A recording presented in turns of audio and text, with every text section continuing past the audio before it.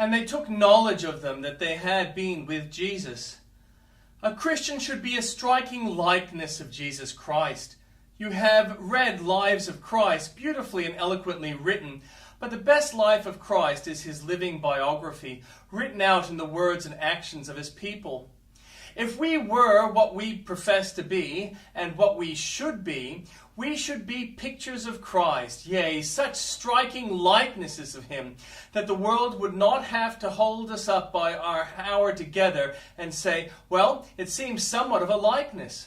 But they would, when they once beheld us, exclaim, he has been with Jesus, he has been taught of him, he is like him, he has caught the very idea of the holy man of Nazareth, and he works it out in his life in everyday actions. A Christian should be like Christ in his boldness, never blush to own your own religion. Your profession will never disgrace you. Take care you never disgrace that. Be like Jesus, very valiant for your God. Imitate him in your loving spirit. Think kindly, speak kindly, and do kindly. That man may say of you, he has been with Jesus. Imitate Jesus in his holiness. Was he zealous for his master? So be you. Ever go about doing good. Let no time be wasted. It is too precious. Was he self-denying, never looking to his own interest? Be the same. Was he devout? Be you fervent in your prayers. Had he deference to his Father's will? So submit yourselves to him. Was he patient? So learn to endure. And best of all, as the highest portraiture of Jesus, try to forgive your enemies as he did, and let those sublime words of your Master, Father, forgive them, for they know not what they do, always ring in your ears. Forgive as you hope to be forgiven. Heap coals of fire on the head of your foe by your like kindness to him. Good for evil, recollect is godlike. Be godlike then, and in all ways and by all means so live that all may say of you, he has been with Jesus. Thou hast left thy first love.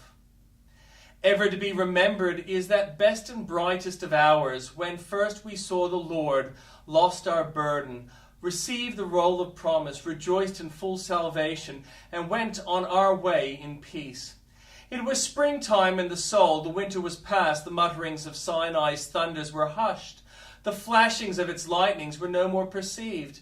God was beheld as reconciled, the law threatened no vengeance, justice demanded no punishment. Then the flowers appeared in our heart, hope, love, peace, and patience, sprung from the sod, the hyacinth of repentance, the snowdrop of pure holiness, the crocus of golden faith, the daffodil of early love, all decked the garden of the soul. The time of the singing of birds was come, and we rejoiced with thanksgiving. We magnified the holy name of our forgiving God, and our resolve was, Lord, I am thine, wholly thine. All I am and all I have I would devote to thee. Thou hast brought me with thy blood. Let me spend myself and be spent in thy service. In life and death let me be consecrated to thee. How have we kept this resolve? Our espousal love burned with a holy flame of devotedness to Jesus. It is the same now.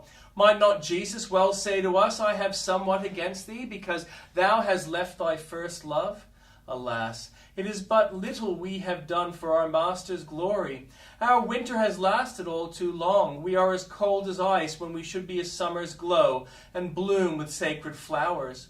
We give to God pence when he deserves pounds. Nay, deserved our heart's blood to be coined in the service of his church and of his truth. But shall we continue thus? O Lord, after thou hast so richly blessed us, shall we ungrateful and become indifferent to thy good cause and work?